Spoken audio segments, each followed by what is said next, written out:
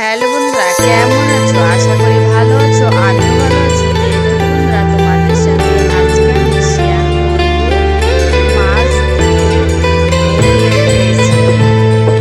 এখানে দেখো, আমি এই আঙ্কেলের কাছ থেকে টাটকা টাটকা মাছ নিয়ে নিলাম। আর তারপর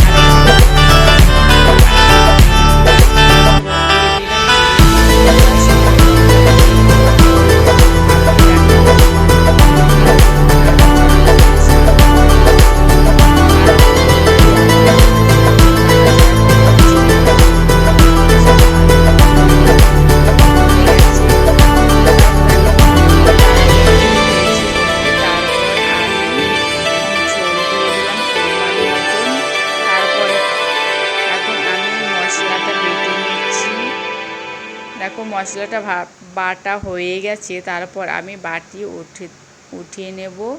আর এই সামান্য মশলা দিয়েই এই রেসিপিটা খেতে ভীষণই ভালো লাগে। তোমরা যারা ওল খেতে পছন্দ করো না, এইভাবে খেয়ে দেখবে, আশা করি ভীষণই ভালো লাগবে। আর দেখো মাছগুলো এখানে ভেজে নিয়েছি আমি।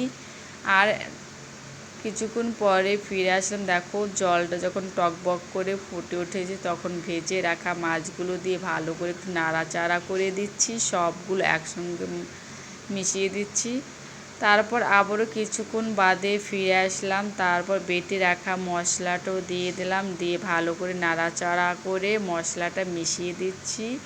তারপর এইভাবে কিছুক্ষণ পর আরও কিছুক্ষণ ফোটার পরে দেখো কিছুক্ষণ বাদে আবারও ফিরে আসলাম। তারপর 1 চামচ জিরের গুঁড়ো দিয়ে নাড়াচাড়া করে দিচ্ছি। এইরকম কিছুক্ষণ রেখে তারপর নামিয়ে নিলাম। দেখো কেমন হয়েছে রেসিপিটা বলবে প্লিজ কমেন্ট করে। আর দেখো একদম গরম গরম ধোঁয়া উঠছে। আর এই গরম গরম এই রেসিপি গরম ভাতের সঙ্গে খুবই ভালো লাগে। যারা এটা খেতে পছন্দ করেন একবার খাই, আশা করি ভালো